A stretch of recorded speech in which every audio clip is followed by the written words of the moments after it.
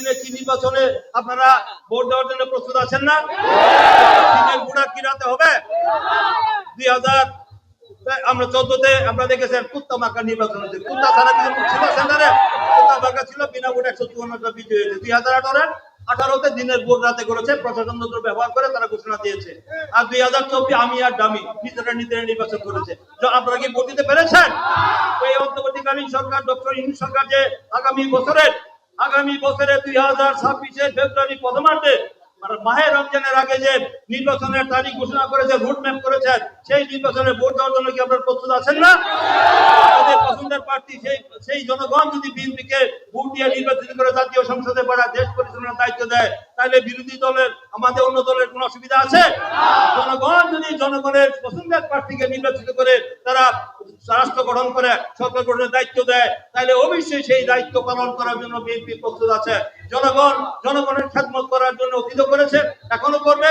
আগামী দিন অনেক চক্রান্ত ষড়যন্ত্র হচ্ছে, নির্বাচন বানচাল করার জন্য, গন্ডগোল করার জন্য অনেক ষড়যন্ত্র করা হচ্ছে। পিআরের কথা বলা হচ্ছে এবং সংস্কার বিচারের কথা বলা হচ্ছে এবং গণপরিষদের নির্বাচনের কথা বলা হচ্ছে।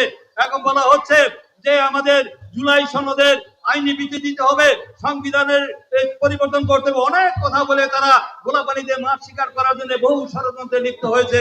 এইসব ষড়যন্ত্র জনগণের সামনে টিকবে না।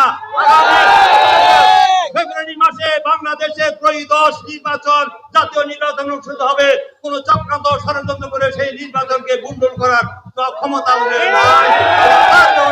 সেই নির্বাচনে আপনারা অংশগ্রহণ করবেন, এই কথা বলে আগামী দিনে সকল অন্যায়, অত্যাচার, নিপীড়ন, নির্যাতনের বিরুদ্ধে লড়াই করেছেন, অধিকার আন্দোলনের লড়াই করবেন। আপনারা সতর্ক থাকবেন, নিজেরা দ্বন্দ্ব সমাধানে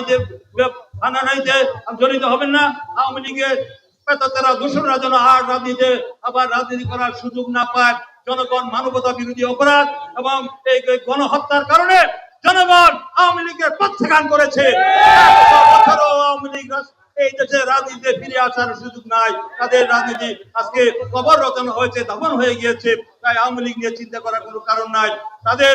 আর যারা এগুলো করছেন তাদেরকে শুভবুদ্ধ হওয়া উচিত। তারা আগামী দিনে নির্বাচনের পক্ষে আসেন। নির্বাচন কমিশন নির্বাচনের প্রস্তুত, এই সরকার প্রস্তুত, রাজনৈতিক দলগুলি প্রস্তুত, দেশের জনগণ ভোট দেওয়ার জন্য প্রস্তুত। 16 বছর তারা ভোটাধিকার থেকে বঞ্চিত হয়েছে, তাই পছন্দের প্রার্থীকে ভোট দিয়ে তারা জাতীয় সংসদে পাঠাতে চায়। সেই জাতীয় সংসদে গিয়ে আমাদের সংস্কার হবে, দেশের আইন প্রণয়ন হবে।